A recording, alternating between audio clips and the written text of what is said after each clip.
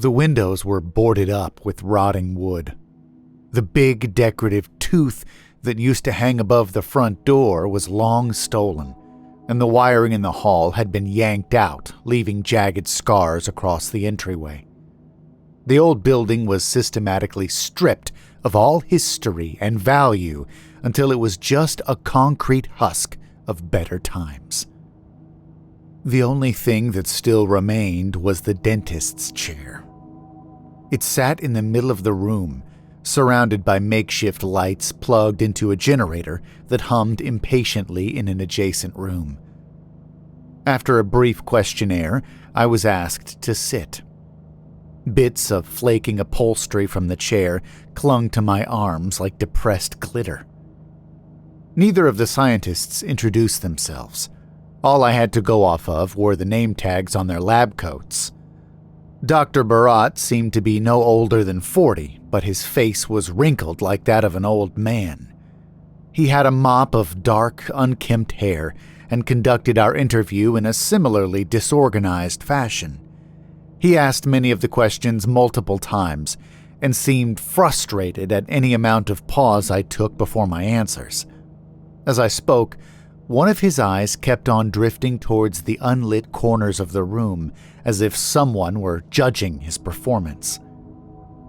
Dr. Aliva, a stout, stern-faced woman of about 60, spent the initial part of the interview in complete silence.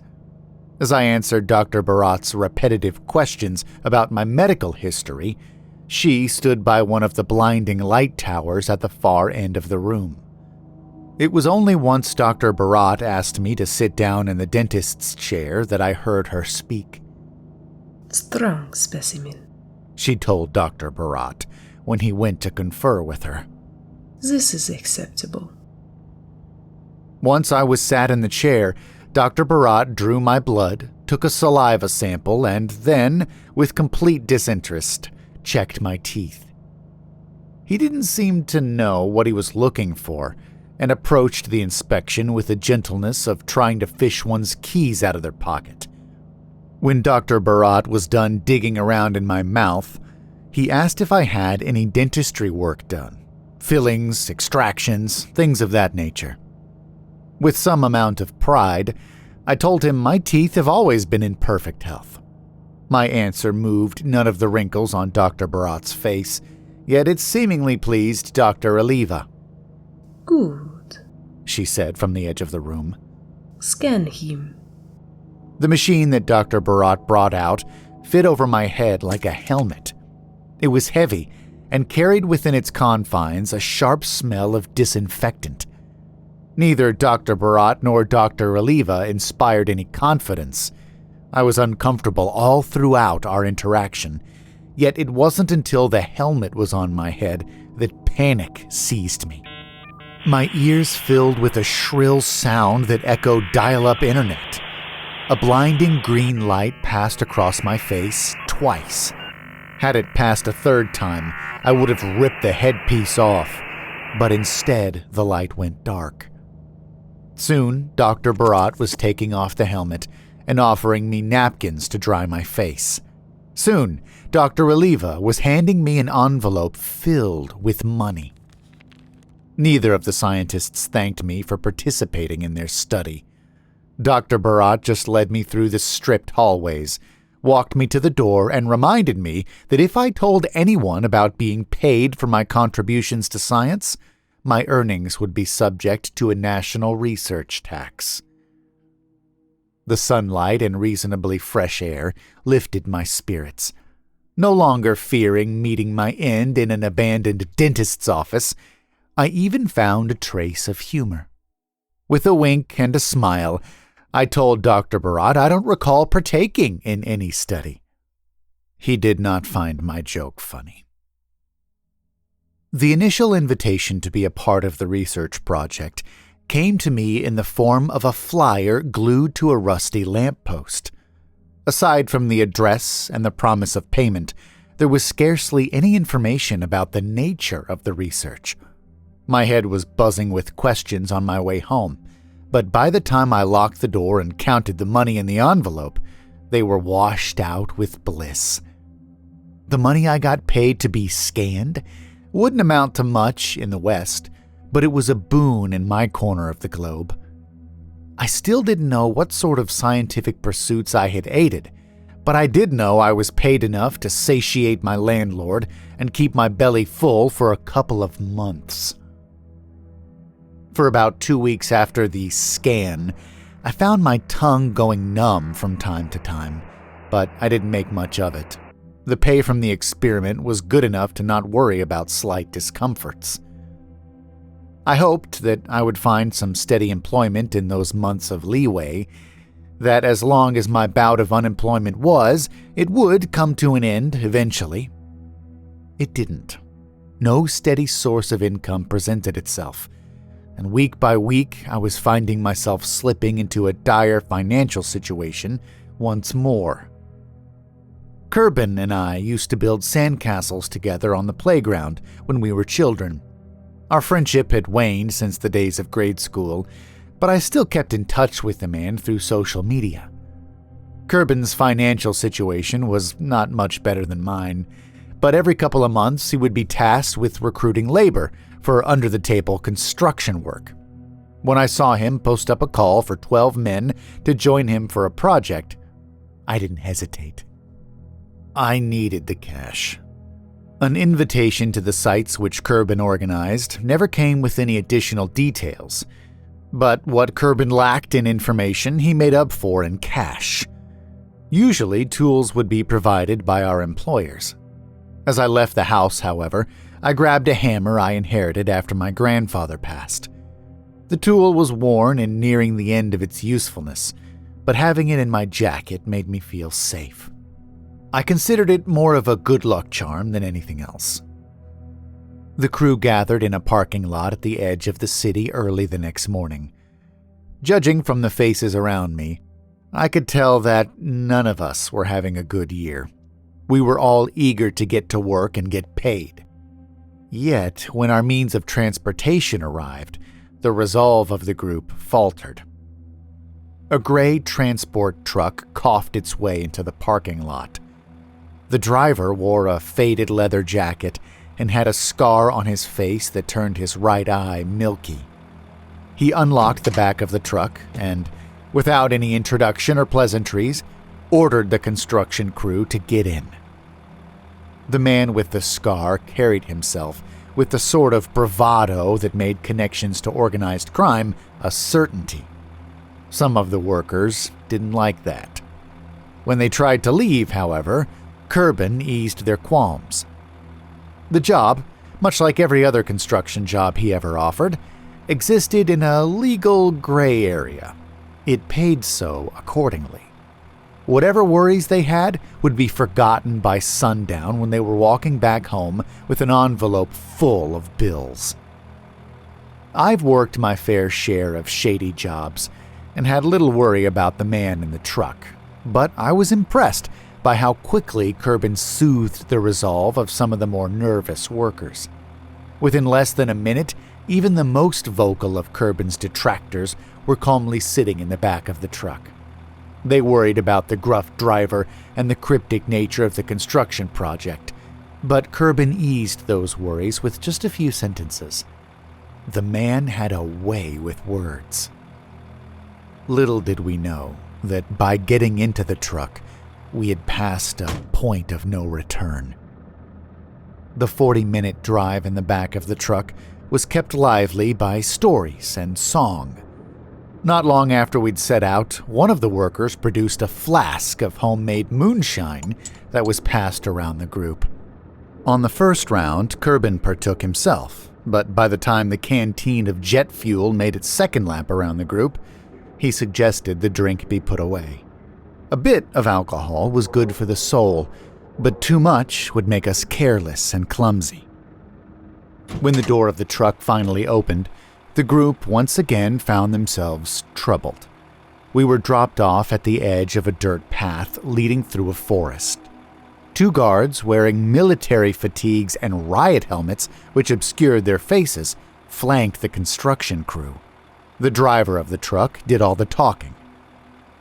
Casually, as he chewed on a hand-rolled cigarette, He told us that we were to travel to the construction site in the company of our escort. When some of the men protested these strange conditions, the driver simply shrugged and suggested that they shouldn't have gotten on the truck to begin with. Kerbin, once again, spoke to the group. I must admit that even I was uncomfortable with the presence of the armed men, yet Kerbin put my mind at ease. He himself only knew that we were hired to replace a set of stairs. The money, however, was well worth it. He laughed at the prospect of the job being dangerous, and, softly, a couple of the men laughed with him. Kerbin's words had calmed the group, but the merriment that we felt in the back of the truck never returned. The guards were silent and only used their rifles to communicate the desired direction of our march. We walked through the forest for what felt like an hour before the trees started to change. At first, the wood around us was healthy and lush, yet the further into the forest we got, the sicklier our surroundings grew. I had scarcely noticed this change of scenery when the man walking in front of me started to panic. At first, his discomfort presented itself through barely audible mumbles, but the further we walked, the more barren the land around us turned, the louder the terrified man became. What started off as a whisper soon turned into raving madness. The man was screaming about the... I had heard of the place before, mainly through stories told to me when I was a young boy. The was a place of unspeakable horrors, a corner of the globe where history did not pass, and where experiments which taunted God were conducted. As a young boy, I believed in these tales. When my uncle threatened to send me to the... if I did not behave, I would immediately rectify my ways. Whenever that horrible place was mentioned, I, without question, cleaned my room and did my chores and washed behind my ears. As a child, there was nothing scarier to me than the... Yet, as I grew taller and found hair sprouting on my chin, I lost all trace of that fear. To me, the became a fabulation, an old wives' tale told to keep children obedient. Occasionally, I would hear the horrid name whispered in pubs or around the barrel fires where the homeless congregated, but by then I considered belief in the existence of the to just be a cruel byproduct of alcoholism. I was certain that the did not exist.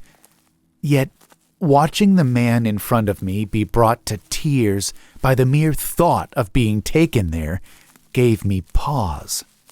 The grown man wept, screaming to the heavens that we were being taken to a place from which none return. Our faceless chaperones did not like the panicked man screaming that horrid name. Neither did anyone else in the construction crew. Kerbin attempted to calm the man as we walked, but even his silver tongue could not ease the tension. When words did not work, Kerbin finally seized the man by the shoulders and shook him. This, for a mere moment, seemed to calm the panicked soul. The man apologized to Kerbin, the rest of the work crew, and even the guards. Instead of continuing down the path, however, the man dropped to his knees and started to busy himself with the cold earth below.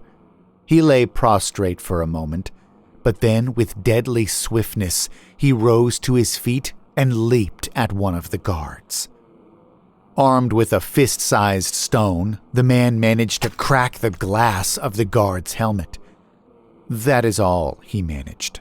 The guards were both strong specimens. Within seconds, the panicked man was lying on his back and being pummeled with their fists. Were it not for Kerbin's interjection, the man would have been beaten to death. Kerbin managed to calm the guards with promises of obedience, yet they spoke nothing in return. They simply lifted the bloodied worker by his arms, pushed him back into the file, and motioned with their rifles for us to continue our walk. The sudden burst of violence had made me grip the hammer in my jacket, but something else quickly seized my attention. Only a part of the visor was missing, but a part of the guard's face was visible. The face was hauntingly familiar. As we walked, the trees that towered above us became bare and frail. With each step towards our destination, the forest grew sicklier until it finally gave way to a wide-open plain.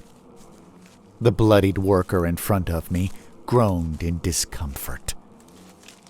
At the center of the dead clearing sat a cement shack. Before it stood 2 more armed guards of similar stature. A couple meters from the shack was a perfectly circular moat of foul-smelling water with a singular board of wood for crossing. It was as if whatever disease had spread through the forest had originated from the moat. Even the earth beneath our feet lost color and turned into fine gray sand as we approached the horrid-smelling water. Our environs were beyond inhospitable. Yet as we walked towards the cement shack, I kept my eyes on the guard's broken visor. I was scared of the prospect of our destination, but what scared me so much more, what terrified me to my very core, was the guard's face. It was so hauntingly familiar. At the entrance of the cement shack, another familiar face presented itself. With disheveled hair and visible irritation, Dr. Barat greeted the construction crew. The scientist began to detail the construction project we were summoned for. Apparently, we would take an elevator underground into a scientific compound where we would be tasked with replacing a set of metal stairs that had collapsed. Dr. Barat started to explain how the construction would have to be kept completely secret until he suddenly went silent. He stared at the bloodied man and demanded an explanation. Dr. Barat aimed his questions at the guards, but they did not speak. Kerbin, with the slightest tinge of nerves in his smooth voice, explained the situation. One of the men had simply had a nervous episode through the forest. The unprofessional behavior would not repeat. The bloodied worker let out another pained grunt, as if in agreement. Dr. Barat scarcely paid any attention to the injured worker or to Kerbin. His focus was solely on the 2 guards that accompanied us through the walk. He viewed them with absolute disdain. Halfway through Kerbin's peacekeeping explanation, Dr. Barat simply sighed and waved us into the cement shack. The scientist's one good eye stayed glued to the masked guards. Yet as I passed him, he ordered the group to stop. He recognized me. Dr. Barat recognized me, and he was not pleased. He held out his arm to stop me, but struggled to come up with words. Finally, he mumbled something about how I should have stayed at home and waved the rest of the crew towards the cement shack. When Kerbin saw I was left behind, he cautiously stepped back to Dr. Barat and attempted to speak to him. The scientist waved him off and told him to follow the rest of the crew to the elevator. Kerbin looked like he was about to make another attempt at finding out what would happen to me, but after one look at the rifles the guards carried, he changed his mind. The rusted doors of the cement shack shut, and I was left alone with the scientist and his quartet of armed guards. Dr. Barat stared at me for a while, at a loss for words. Finally, he mumbled something beneath his breath and grabbed the nearest guard by his hand. The scientist dragged the guard a couple meters away from me as if he were a petulant child, and then, after pulling the guard down by the shoulder to his eye level, he spoke. The scientist was too far away for me to hear, but he enunciated each word as if he were speaking to a child. The guard the scientist had selected was the one with the broken visor. As Dr. Barat spoke to the man, I could see the guard's jaw open and close, as if mimicking his superior's words. As I watched, I found my own lips moving. Do you understand? Dr. Barat asked, once he finished his explanation. He spoke as if he were speaking to a 7-year-old with brain trauma. Can you follow instructions? In response, the guard let out a grunt. This seemed to both disgust and satiate the scientist. On behalf of the United People's Institute of Science, I apologize. His eyes shifted to me, and his speech attained the pattern of speaking to an intellectual equal. You should not have been allowed to get this close to the facility. There have been changes in leadership roles recently, you see. It is no excuse, though. You have our sincerest apologies. Before I had a chance to make sense of what the scientist was talking about, I was shoved towards the moat by the guard with the broken visor. He motioned towards the plank with his rifle. I didn't argue. I walked across the plank and tried to convince myself that the guard would simply lead me back to the edge of the road and send me on my way. Those thoughts, however, didn't stick. In my jacket pocket, my knuckles ached. A few short steps from the plank, I was shoved to the ground and put on my knees. Before I even had a chance to look behind me, I heard Dr. Barat's furious voice. You moron, not here. Not in front of the facility. He screamed from the cement shack. The woods! I said take him to the woods! The guard had his rifle out. He had it pointed square at the back of my head. Dr. Barat's shouts, however, had dissuaded him from pulling the trigger.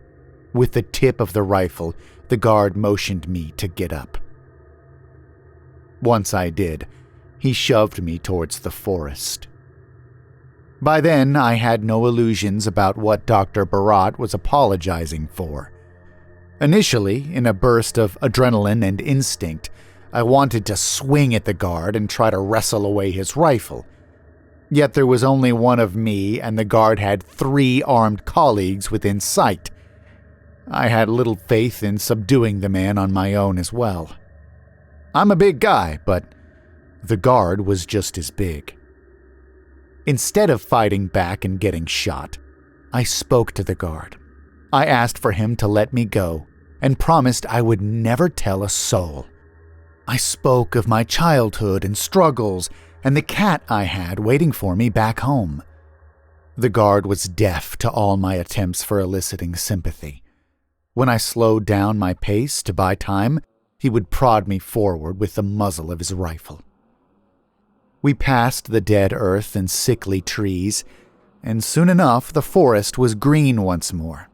It wasn't far from the spot where the worker struck the guard that he stopped me again. He grabbed my shoulder this time. With a firm grip, he forced me to my knees. I tried to wrestle the guard to the ground, but just ended up falling on my ass. The guard took 2 steps back and raised his rifle. He didn't shoot, though. He kept pointing with the tip of his rifle as if he wanted me to turn around. He wasn't comfortable seeing my face. Babbling in fear, I begged for the guard to raise his broken visor.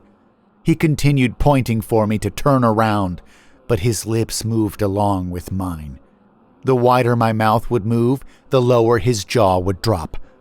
I quickly realized the reason for the familiar man's silence. He had no tongue. A panicked memory of the scientist shot through my skull, and I elected a change in tactics. With clear enunciation, as if I was speaking to a child, I ordered the guard to lift his visor. I had to repeat the order 3 or 4 times, but eventually the man relented. With a discomforting swiftness, he moved his left hand from his rifle to his visor and back. Completely void of emotion, yet strangely full of life, I saw a familiar face. I saw my own face. Memories of a blinding green light passing across my face twice, but not thrice, filled my heart. I begged for an explanation, once in all earnestness, and then for uncountable times as if I was speaking to an infant. None of it worked. The guard simply stared at me and pointed with the tip of his rifle for me to turn around. When I tried to get off the ground, he pulled the trigger. Next to me, kindling shot off the side of a tree. The motions of his rifle were becoming more aggressive. I feared that the guard would not wait for me to turn around to take another shot. I had to act. The visor was still up, but I had never been much of a marksman. My aim worried me, but what worried me much more were the eyes staring back at me.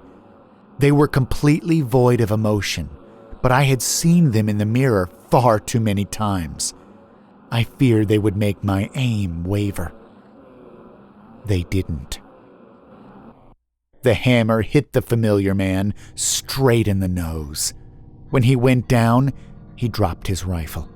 I kicked the weapon away, and while the familiar man was still reeling from the hit, I killed him with the hammer.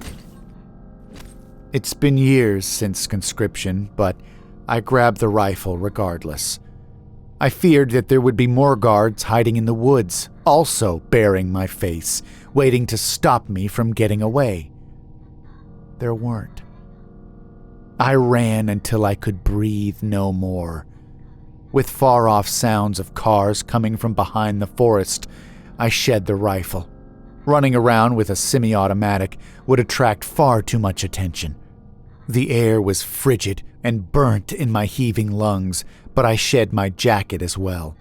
It was drenched in blood.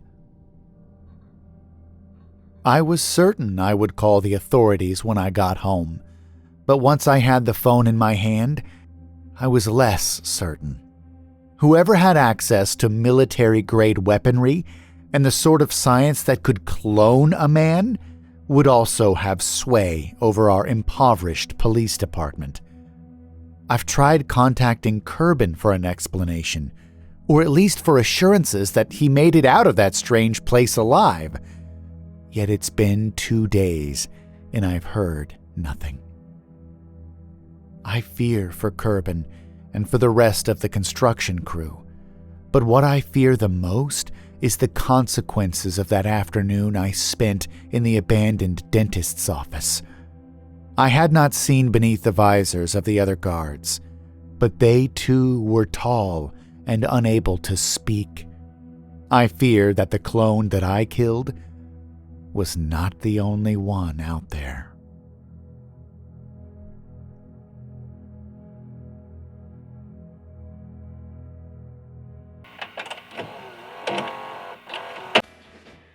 And so concludes another episode of the United People's Institute series. Next Thursday comes a tale of construction projects, underground facilities, and unspeakable horrors, read by Michael Pittam. If you can't wait a full week for another episode, drop by patreon.com/MikeJLanger for the full 20-story season and a bunch of other early and bonus content. Also, if you haven't heard the first season of the United People's Institute series, there's a big old jumbo video of it down in the pinned comment for binge consumption. Big thanks to Spencer Dillehay and Anna Elise for lending their voices to the tale, and Repulsive for providing the spooky tunes. If you made it this far into the video, tell me if you were ever a part of an experiment or survey. Who knows, maybe a bit of your experience will worm itself into another tale on the channel. And finally, as usual, a huge thanks to the patrons for making the show possible. Big old thanks to Bob Kondirk, Dante Kincaid, Matt, Joyce, Mr. CreepyPasta, Kus, Christopher Barunda, Dying Sun, Charlie Cooper, Paul Evans, Quiet Pills, Shion, and Larry V. If you want to join these illustrious scientific minds, drop by patreon.com/MikeJLanger. That's it for me this week. Hope everyone is safe, sane and healthy out there.